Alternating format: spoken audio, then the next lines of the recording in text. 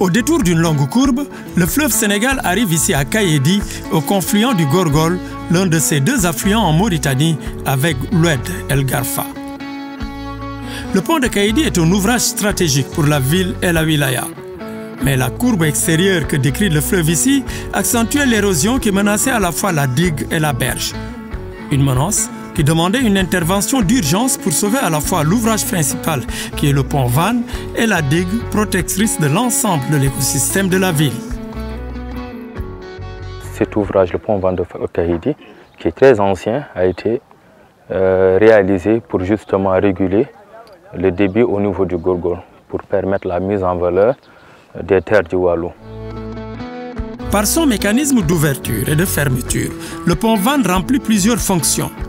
Réguler le débit du Gorgol au moment où il se jette dans le fleuve Sénégal et éviter les inondations fréquentes que connaissaient certains quartiers de la ville de Kayedi. Quant à la digue, elle permet le désenclavement des villages et des périmètres agricoles qui se trouvent sur la rive gauche de la rivière. Ces travaux réalisés dans le cadre du BGIR viennent à point nommé parce que l'ouvrage en question était vétuste. Le génie civil était vétuste, on avait énormément de fissures, l'ouvrage était menacé, les appareils hydromécaniques, c'est-à-dire les vannes, étaient bloqués. D'ailleurs, il n'y avait qu'une vanne qui fonctionnait, mais qui ne pouvait pas aller au-delà de 1 mètre. Et cela constitue un danger, parce qu'il faut dire, c'est qu'à travers les jeux d'ouverture et de fermeture des vannes, on pouvait en hivernage lutter contre l'inondation de la ville de Kayedi. Les travaux ont permis de mettre en place des gabions pour justement non seulement reconstituer la berge, mais aussi la protéger sur 6 km. Et en plus de ça, nous avons mis en place des ouvrages annexes, nous avons mis en place des escaliers, des rampes d'accès pour non seulement l'accès des personnes et des biens au fleuve, et aussi un système de drainage qui permet de drainer un quartier de la ville de Kayedi qui en avait fortement besoin. Un concours Capital du PGIR, projet de gestion intégré des ressources en eau et de développement des usages multiples dans le bassin du fleuve Sénégal. Partout dans ce bassin, le PGIR est devenu, grâce à ses interventions multiformes, le bras armé de l'Organisation pour la mise en valeur du fleuve Sénégal, l'OMVS, que rien ne semble désormais pouvoir arrêter. Et il suffit pour cela de survoler les énormes surfaces remises en exploitation par le PGIR ici à Pourier et qui ne sont qu'une infime partie des 135 000 hectares de terres irrigables dont dispose la Mauritanie dans le bassin du fleuve Sénégal. Presque à l'abandon pendant plusieurs années, ce périmètre pourtant symbolique, il a été le premier casier risicole du pays, vient de retrouver son lustre d'antan. Pour cela, il a fallu débroussailler, faucarder et curer environ 8 km de l'axe hydraulique de Mimani pour qu'il retrouve suffisamment sa capacité de stockage et d'alimentation des périmètres et couvrir leurs besoins en eau. Il a fallu aussi que la station de pompage retrouve une nouvelle jeunesse. La ferme d'Ampourier est le plus ancien périmètre de la Mauritanie parce qu'il a été créé depuis les années 1967 et mis réellement en exécution à partir de 1970 avec la coopération chinoise. Ce périmètre a permis l'introduction de la riziculture irriguée en Mauritanie. Donc tous les premiers tests se sont déroulés dans ce périmètre pour après s'étendre à l'ensemble du pays. Bon, ce périmètre, il est d'une superficie brute de 4035 hectares, dont 3050 hectares aménagés. Ces 3050 hectares aménagés sont composés d'une zone de 1850 hectares occupée par des diplômés producteurs, parce que l'État, dans sa politique de réinsertion des jeunes diplômés, a mis en valeur une superficie de 1850 hectares aménagés et distribués à 185 diplômés, chacun à raison de 10 hectares par producteur. Maintenant, il y a l'ancienne zone, la zone des coopératives, d'une superficie de 971 hectares, 982 hectares, où des coopératives et des individuels sont installés. Et c'est dans cette zone des coopératives où le PGIR a eu à faire des interventions dans la réhabilitation des ouvrages, de la station de pompage et des ouvrages. En réhabilitant les ouvrages principaux du périmètre de Pourier, le PGIR a permis la relance de l'exploitation de 3050 hectares, la plus grande surface jamais exploitée que compte jusqu'ici le pays, en rendant incontestable son impact pour l'autosuffisance en riz de la région. Mais il faut désormais conserver ses acquis pour s'inscrire dans la durée. Corriger les insuffisances des premiers pas devient alors un challenge. Aujourd'hui, on a eu énormément de réalisations qui sont en cours d'exploitation et qui a permis de rehausser un peu le niveau de production rizicole. Cela n'empêche que beaucoup de choses ont été faites, mais on a en tout cas il y a d'énormes attentes par rapport à l'augmentation de la production rizicole et aussi par rapport aux aspects de consolidation. Des réalisations ont été faites, mais il faut consolider pour que ces actions s'inscrivent dans la durée. Et deuxième chose aussi, un accompagnement en termes d'organisation paysanne, en termes de préservation de la ressource en eau, parce qu'aujourd'hui, on aura beau réaliser, mais si ces ressources ne sont pas préservées de manière durable, ces actions, ces réalisations risquent de ne pas s'inscrire dans cette durée. À Chéchia, le gros chantier de génie civil d'il y a 2 ans a laissé la place à une station de pompage flambant neuf. La construction de cette nouvelle station de pompage a permis l'évolution du système d'approvisionnement en énergie, la faisant passer du diesel à l'électricité, avec comme conséquence immédiate la baisse de la facture énergétique de 2/3. Aujourd'hui, ce sont 2 systèmes d'irrigation, l'un par gravitation à droite sur l'image et l'autre par pompage à gauche qui se côtoient ici. 4 campagnes se sont succédées depuis la relance du périmètre, financées par l'État mauritanien, à la plus grande satisfaction des producteurs. Au moment, c'était agricole familial seulement, puisque 0,50, quand tu les récoltes, la plupart va aller à la nourriture de la famille. Mais nous souhaitons que l'État et les bailleurs de fonds nous aident pour qu'ils augmentent notre superficie et pour qu'on puisse avoir plus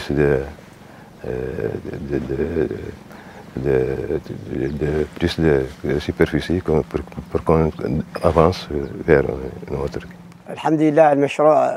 Louange à Dieu. Ce périmètre a été mis en valeur durant 4 campagnes agricoles. La première campagne a été financée par l'État mauritanien et les 3 autres, nous les avons financées nous-mêmes. Nous sommes également engagés pour une meilleure organisation dans le but de gérer ce périmètre de manière durable. À travers la SONADER, son agence d'exécution, le PGIR 2 a sécurisé plus de 13 200 hectares de culture, dont 7 200 par une revitalisation du marigot Socom. Au point où aujourd'hui, moins que la disponibilité de l'eau, c'est celle des terres qui se pose. La population est trop nombreuse par rapport au nombre d'hectares dont nous disposons, c'est-à-dire 10 hectares. 10 hectares pour 33 membres. Il y a plus de 100 habitants du village qui ne peuvent pas travailler. Peut-être qu'il reste plus de terres exploitables ou capables de satisfaire tout le monde. C'est pourquoi nous en appelons à l'aide au profit des citoyens. On en a besoin. Trarza, Brakna, Gorgol, plus de 3000 femmes organisées en coopérative ont pu bénéficier de petits périmètres aménagés par le projet dans ces 3 wilayas. Un total de 20 périmètres de 5 hectares chacun. L'intervention du PGIR nous a beaucoup confortés. Nous, avant, on voulait cultiver, on n'avait pas de machine, on n'avait pas de clôture. Et les animaux font des divagations, nous gâtent toutes nos cultures. Mais à partir du financement du PGIR, nous avons bénéficié d'un grillage de protection qui est impeccable. Et nous avons beaucoup bénéficié de cet aménagement, pour nous et pour nos animaux. On récolte nos cultures, on vend et on a aussi de quoi faire manger nos animaux. Et surtout ça. Chacune de nous a des bétails derrière. Et ça, tout ça vient de cet aménagement. Équipé de 2 pompes solaires, 2 champs photovoltaïques, un château d'eau, un système d'irrigation californien, un magasin de stockage, une aire de repos et surtout d'une clôture grillagée, les périmètres doivent encore faire face toutefois à quelques obstacles pour leur fonctionnement optimal et parmi lesquels la maîtrise totale du système solaire. On a encore des problèmes, surtout les machines ne sont pas... Parfois, surtout cette année, on a eu une machine qui ne marche pas. Une seule machine qui marche, c'est pourquoi on n'a pas pris tout le terrain. On a pris une partie parce qu'on a des problèmes d'eau. Nous souhaiterons, si c'est possible, d'avoir une autre machine qui va nous renforcer. Et nous souhaiterons encore d'avoir des programmes de formation pour nos agents sur le système solaire et nos personnels, les femmes, sur les techniques de maraîchage. La maîtrise de l'eau sous toutes ses formes. Ici à Bakaolopel, un village de 5000 habitants environ, le système de potabilisation de l'eau pour la rendre apte à la consommation humaine tire sa source directement du fleuve Sénégal. Le système d'alimentation en énergie y est solaire, une petite révolution ici, avec à la clé la réhabilitation complète d'un château d'eau qu'il n'y a guère menacé de s'effondrer.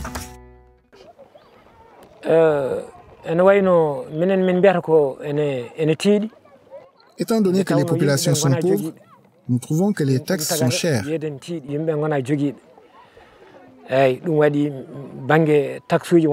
Mais on peut trouver que notre avis est relatif parce que nous avons de l'eau à boire ainsi que pour nos travaux usuels.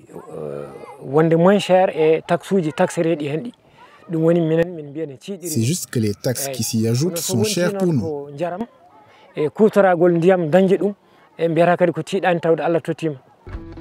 Source de vie dans le bassin du fleuve Sénégal, l'eau est aussi un grand vecteur de maladies par les bouleversements de l'environnement qu'induit la construction des ouvrages hydro-agricoles. Du paludisme à la bilharziose, le PGIR tente à travers son intervention de diminuer les incidences des maladies hydriques sur les populations par la distribution de moustiquaires imprégnés, le traitement de masse contre les maladies tropicales négligées, ainsi que la sensibilisation pour le changement de comportement, accentuant la prévention par l'information, l'éducation et la communication. En garantissant ainsi leur accès à la bonne santé, le PGIR essaie à la fois de préserver une main-d'œuvre et de la rendre disponible pour le développement des terroirs. À un jet de pierre du barrage de Diama, à la frontière entre le Sénégal et la Mauritanie, la réserve du parc national de Diaoling subit aussi les bouleversements de l'environnement, conséquence de la construction des ouvrages hydro-agricoles. Sa restauration, dans le cadre du PGIR 2, entre dans le cadre de la lutte pour la restauration des écosystèmes menacés par le changement climatique. Malgré tous les problèmes, regarde les résultats. L'écosystème, elle commence de se restaurer lui-même. Et ça, n'oubliez pas que c'est une espèce qui est très importante dans le cadre du changement climatique. L'unique espèce qu'elle peut pousser dans l'estuaire et supporte la salinité. Et en deux, l'unique espèce aussi qui magasine le carbone. Depuis 3 ans, son conservateur, Zain El Abedin Sidat, se bat pour être mieux accompagné. On a un souci, parce que les grillages qu'on l'a mis, elles commencent de se fatiguer, de se dégrader. Donc ça, c'est un grillage, depuis 2 ans, on l'a mis ici. Et regarde leur état. Elle commence maintenant, et surtout dans cette période, parce que c'est une période de soudure. Ailleurs, pas de végétation, il n'y a rien. Donc les vaches, elles forcent l'entrée pour se nourrir. On a reboisé ici 12 600 individus de 2 espèces, Avicennia germanes et Rhizophora racemosa, en plus en mise en défense de 30 hectares pour accompagner l'espèce. Parce que l'espèce est une espèce très broutée. par les vaches. C'est une espèce à valeur nutritive très élevée. C'est pour cela que les vaches, ils l'aiment. Donc on est obligé de l'accompagner 2 ans jusqu'à que les racines se fixent très bien et le tronc aussi mettre dur. On voit que l'impact positif, parce qu'avant on a des photos et témoignages. Cette zone-là s'est dégradée, il n'y a rien. Et regarde, quand on voit maintenant, et là les herbes elles commencent à tapisser et il y a l'espèce qui est donc ça c'est un bénéfice pour les écosystèmes. Si la pêche maritime est et demeure une ressource incontestable, la Mauritanie possède les côtes les plus poissonneuses au monde. Le pays développe aussi, avec le Péjur, une pêche continentale axée sur l'aquaculture. Le centre de pêche de Tekan est son nouveau marché aux poissons. Ce centre, construit par le projet, polarise environ 102 pêcheurs, tous membres d'une même coopérative. En saison haute, ce sont une 50aine de pirogues qui procèdent à des débarquements pouvant aller jusqu'à 100 kg par jour et par pirogue. C'est sur ces étalages qu'arrive le poisson. Les femmes procèdent ensuite au tri. Ceux qui commencent à pourrir sont dirigés vers les clés de séchage pour la transformation, la partie destinée à la consommation familiale mise de côté, le reste commercialisable est stocké en chambre froide avant d'être acheminé par camion frigorifique vers les différents marchés. On ne traitait pas les poissons. Actuellement, on traite les poissons et on conserve les poissons pour revendre ça, distribuer ça dans les marchés. Au début, il n'y avait pas ça. Parce qu'en 2 jours, quand c'est la bonne période, en 2 jours, le village est rempli de produits et tu n'avais pas là où écouler. Le village était très petit, il n'y avait pas de voiture, il n'y avait pas de moyens de transport. Et tout ça, c'était un problème. Actuellement, ça va. Les gens sont contents de ça. Le seul problème qu'il leur reste, c'est la glace. C'est ça leur souci majeur, la glace. C'est ça leur souci majeur, puisque avec la glace, une fois en hivernage, la capture est très bonne. Mais en hivernage aussi, il fait très chaud. Tant que tu n'as pas de la glace, tu as beaucoup de pertes. Si la conception et la construction des différents marchés de poissons ne souffrent d'aucun défaut, ceux de Rosso et de Kaedi en sont des illustrations, leur exploitation bute cependant sur des obstacles tels que le bon fonctionnement des chambres froides et d'une flotte opérationnelle de camions frigorifiques pour le transport et la commercialisation du poisson au regard des distances que les produits de pêche doivent parcourir pour pouvoir atteindre les plus grands centres de consommation. Autre insuffisance, le manque de compétences humaines pour la mainmise et les réparations de chambres froides, souvent et trop longtemps en panne. Mais, selon le directeur du centre de Tekan, les résultats obtenus jusqu'ici sont satisfaisants. Le centre, son objet, c'est lutter contre la pauvreté et stabiliser les citoyens sur les terroirs. Et la lutte contre la malnutrition. Le centre a déjà fait ça. Ça existe ici. Ce qui nous manque maintenant, c'est de trouver des moyens de transport pour essayer de faire relier entre les points de débarquement pour essayer de prendre les résultats du pêche, la conservation, la production. C'est ce qui nous manque maintenant. Et en ce qui concerne la pisciculture, on n'a rien jusqu'à présent. Dans ce qui concerne la pisciculture, on n'a rien. C'est nul. Le centre de Tekan devrait, en s'appuyant sur l'écloserie de Fungleïta, qui tarde à fournir ses premiers alevins, mettre en eau plusieurs bacs flottants pour démarrer son élevage. Une production qui atténuerait le recul des prises liées aux mauvaises pratiques des pêcheurs qui aujourd'hui menacent la ressource. Quand on a des moyens de transport, on va essayer de tous les terrains. Parce que c'est très important qu'on collabore toujours avec les pêcheurs. On regarde leurs problèmes et on a par ça maintenant on a un code de pêche qui est présent qui est dans la République de Mauritanie. Jusqu'à présent, on n'a pas les moyens pour descendre à tous les points de débarquement, pour expliquer aux pêcheurs, pour connaître ce qui est interdit, et ce qui est pas, parce qu'il y a des gens qui utilisent les engins de pêche, ce qui sont prohibés, et qui a fait les dégâts du milieu marin. C'est pas bon pour détruire le fond de flore. Tu as compris? À ce que ça, c'est ça. Maintenant, ici, on a déjà fait ici des choses. Ici, quand tu viens ici, à côté du centre là, tout le matériel que tu as vu ici, c'est le matériel qu'on a arraisonné ici des pêcheurs. La majorité des pêcheurs sont des Maliens qui utilisent ces genres de choses. On a arraisonné ça depuis notre arrivée ici. Tout le matériel qui est interdit, on a arraisonné ici. Le problème maintenant, c'est qu'on a un manque de surveillance sur la côte. Le plus grand problème, c'est la côte. Parce qu'il faut qu'on utilise des choses pour les gens. La gestion de l'après-barrage en Mauritanie, telle que mise en œuvre par le PGIR, reste à construire sur une très longue échéance.